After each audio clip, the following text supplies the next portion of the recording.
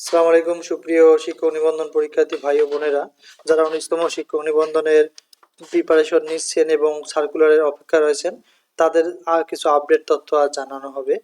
যারা 19তম preliminary pass করা নিয়ে প্রবলেম রয়েছে বা প্রিলিমিনারি পাস করতে পারছেন না, তারা চাইলে আমাদের এই হোয়াটসঅ্যাপ নাম্বারে যোগাযোগ করে আপনারা প্রিলিমিনারি পিডিএফ সাজেশনটি নিতে পারেন।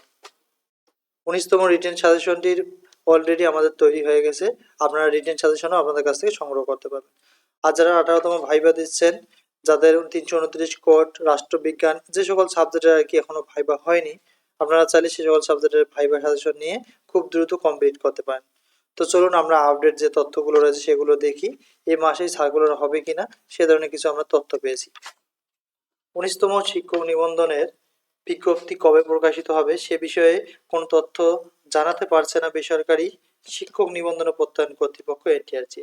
চলতি মাসে এই নিবন্ধনের বিজ্ঞপ্তি প্রকাশিত হবে কিনা সে বিষয়ে স্পষ্ট করে কিছু বলতে পারছে না কর্মকর্তারা। গতকাল বুধবার এনটিআরসি এর কার্যালয়ে কয়েকজন ঊর্ধ্বতন কর্মকর্তার সঙ্গে আলাপ করে জানা যায়, 19তম নিবন্ধনের বিজ্ঞপ্তিতে কয়েকটি বিষয়ে পরিবর্তন আসবে। এ বিষয়ে একটি সভা হয়েছে, তবে বিজ্ঞপ্তি কবে প্রকাশিত হবে সে বিষয়ে কোনো সিদ্ধান্ত হয়নি।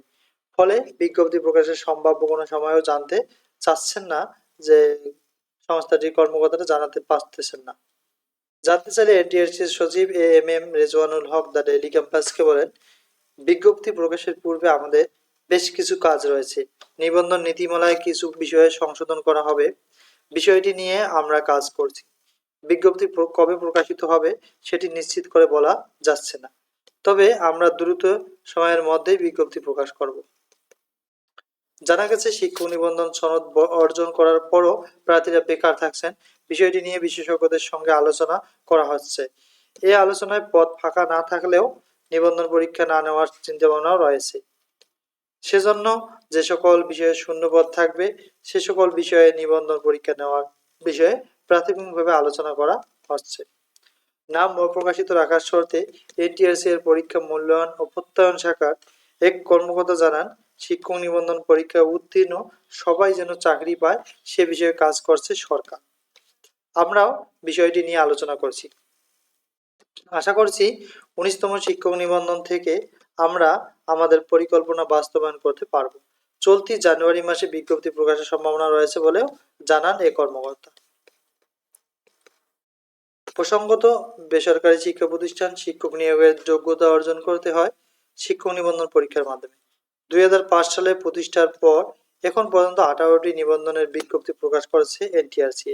এই নিবন্ধন সনদের মাধ্যমে 1 লাখের বেশি প্রার্থীকে বিভিন্ন শিক্ষা প্রতিষ্ঠানে নিয়োগের সুপারিশ করা এ পর্যন্ত হয়েছে।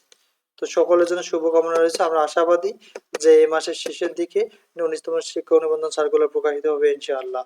আর যদি আমাদের টিপস এবং ট্রিক্স গুলো আপনাদের ভালো লাগে এবং নিবন্ধন সংক্রান্ত বিভিন্ন তথ্য পেতে অবশ্যই চ্যানেলটি সাবস্ক্রাইব করবেন। Thank you for watching.